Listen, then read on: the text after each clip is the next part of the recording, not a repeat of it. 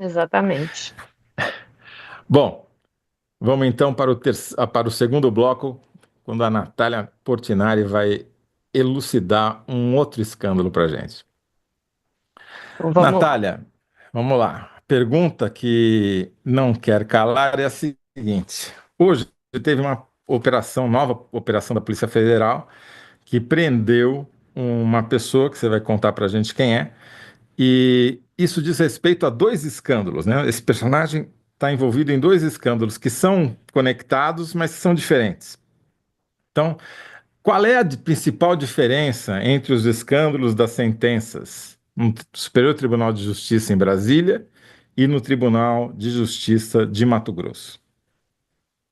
Então, quem foi preso hoje foi o lobista Anderson de Oliveira Gonçalves, né, que é um personagem aí muito importante conectando esses dois escândalos. Tudo começou, né, com o celular do Roberto Zampieri, um advogado que era parceiro dele e foi assassinado.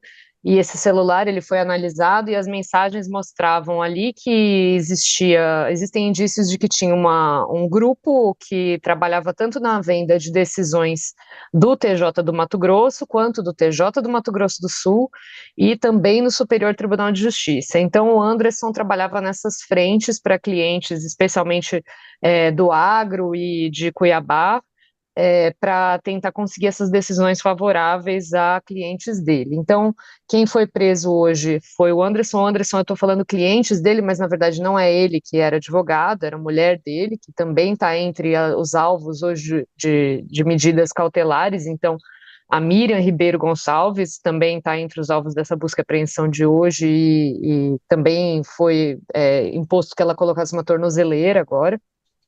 E aí a gente tem duas decisões complementares hoje, uma sobre o TJ do Mato Grosso e outra sobre o Tribunal Superior de Justiça. No Superior Tribunal de Justiça, a gente tem indícios de participação de assessores de gabinetes de alguns ministros nessas conversas com o Anderson, e o que as mensagens demonstram é que o Anderson tinha acesso antecipado a minutas de votos e ele dizia influenciar nessas minutas de votos dos ministros. Então, ele era remunerado por isso, e o que ele colocava ali nas mensagens é que ele estava influenciando ali no trabalho, né, desses gabinetes, desses assessores. No TJ do Mato Grosso, hoje foi determinado também que dois desembargadores que já estavam afastados colocassem também tornozeleira, e esses desembargadores, a gente tem alguns indícios mais robustos da participação deles mesmo como magistrados nessas negociações.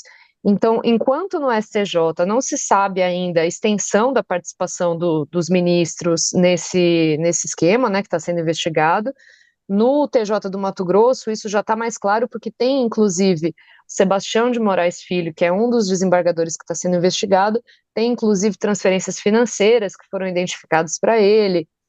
Então, tem evidências mais robustas ali mostrando que não só o Anderson vendia uma influência sobre o que ia ser decidido, como ele, de fato, influenciava, né? Então, é uma diferença ainda do grau que avançou. Agora, a gente ainda não sabe o que a PF vai analisar disso que eles vão coletar hoje. É uma investigação que ela é sigilosa, ela está em andamento o tempo todo, então a gente não tem como ter noção ainda também da extensão das provas que estão sendo analisadas. A PF está analisando, e essa busca e apreensão de hoje, ela já é um resultado da busca e apreensão que houve no escritório do Anderson faz algumas semanas, então já tinha sido coletado ali material, computador, celular, coisas ali, né, do escritório do próprio Anderson para mostrar melhor como é que é a atuação dele. Então a gente está esperando para saber também até onde vai, né, essa investigação, Entendi. especialmente do STJ, que todo mundo está de olho aí para saber, né? Vamos ver se eu entendi então, Natália. Tudo começa no Mato Grosso com venda de sentenças, e aí já tem, como você disse, está muito mais robusta a produção de provas, do envolvimento de magistrados, né, de desembargadores. Na venda dessas sentenças, em geral, são ações relacionadas à posse de terras, né, a grilagem de terras, né, isso quer dizer, tem direito a algumas fazendas, são fazendas milionárias, se não me engano, né, tem fazendas de 100 milhões de reais, coisas, não é isso?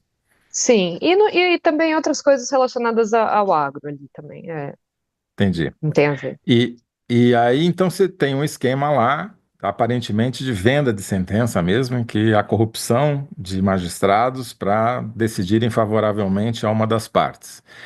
E aí tem uma conexão em Brasília, a conexão é esse Anderson que foi preso hoje, que é esse lobista, que vendia a ideia de que ele era capaz de também comprar sentenças no Superior Tribunal de Justiça, no STF, no STJ, que é o segundo principal tribunal do país, mas disso ainda não tem prova, é isso?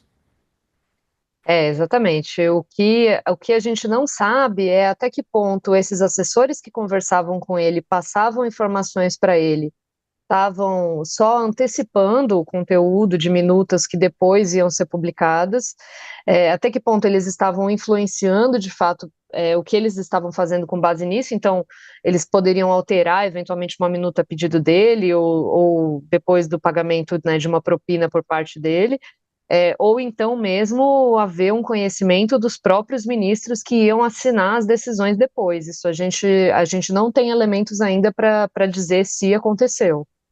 Perfeito. Então, a grande diferença entre os dois escândalos são histórias diferentes, com personagens comuns e uma prática que talvez seja a mesma, né? Basicamente é isso. Tem uma coincidência, mas inclusive os inquéritos são separados, é isso?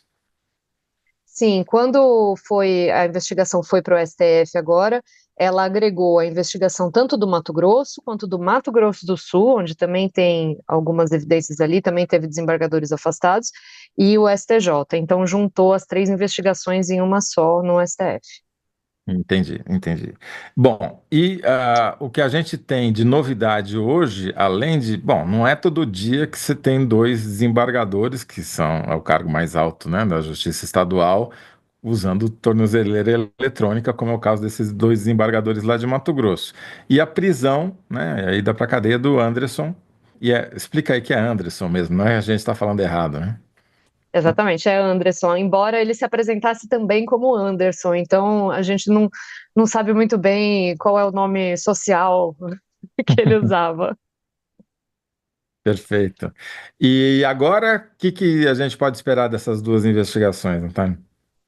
Com essas buscas e apreensões de hoje, o que a PF espera é aprofundar as investigações sobre o STJ e entender até que ponto esses assessores tinham a colaboração ali de outras pessoas dentro do gabinete, nas comunicações que eles faziam, né, com o lobista, e também aprofundar um pouco também a parte do financeiro, né, porque isso é outra questão que também não se sabe ainda, é, por quem esses pagamentos passavam, quem é que exatamente recebia dinheiro, se o pagamento que ia para alguém era repassado para um terceiro, então isso tudo ainda está sendo analisado, né? Isso tudo é periciado, demora um tempo para a PF elaborar os relatórios, mostrando exatamente o caminho do dinheiro, né? Isso daí é o que a gente precisa saber ainda. Perfeito. Bom, quando você faz a sua síntese com 75 caracteres no máximo, por favor, Natália, eu vou ler algumas das mensagens, muitas que chegaram aqui para gente.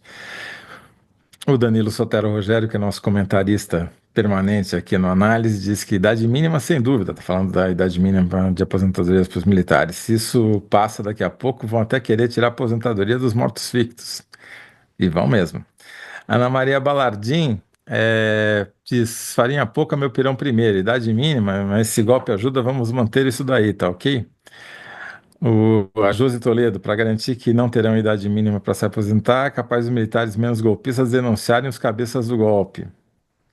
Ana Paula Arruda, quero ouvir a matéria que acabou de sair. É exatamente isso, Ana Paula. Tem poucas novidades aqui, mas confirmando o que você já leu. A Maria Terza dá boa tarde aí para os analyzers. O Denilson dizendo que o Bolsonaro está com medo da prisão. Ele falou, ele formulou de um jeito um pouco diferente, mas eu fiz aqui uma adaptação para tornar publicável, tá? É, o Manuel Granja diz, claro que a idade mínima para aposentadoria preocupa mais os militares do que o golpe de Estado. E o Luiz Cunha está propondo outra enquete, que não a nossa, aqui, dizendo que onde o Jair deve se hospedar, dá uma relação de presídios. A Ana Maria Balardim te cumprimenta, Natália, dizendo parabéns pela investigação sobre o lobista. E devo dizer que a Natália e o Aguirre Talento já publicaram duas ou mais reportagens sobre esse assunto, já há bastante tempo atrás, e tem um episódio do podcast Wall Prime que eu fiz com os dois, que eu recomendo vocês ouvirem, porque lá está muito bem explicada essa história, que é inacreditável, tá? Bom, a arte violeta pede reforma militar já. A Maria Sandra Gama dizendo que o bolso sempre dói mais. O Luiz Antônio Silva lembrando que algumas filhas de militares não se casam no cartório para não perder o direito à pensão. Bom, vamos andar que o tempo urge, como diria um velho professor meu aqui, e o Paulo Tafner já está aqui conosco. Vamos então para o terceiro